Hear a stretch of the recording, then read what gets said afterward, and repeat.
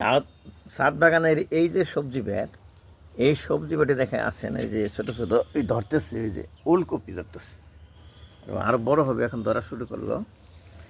সবুজ পাতা, নিচে গোল গোল ওলকপি, দেখতে কত আনন্দ লাগে না?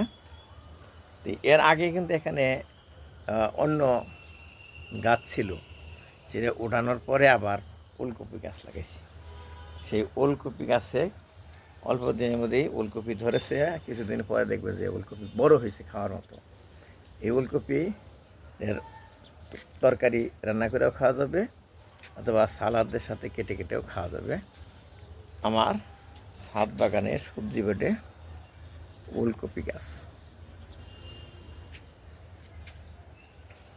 নিজে দেখলাম, বন্ধুদের সাথে শেয়ার করলাম।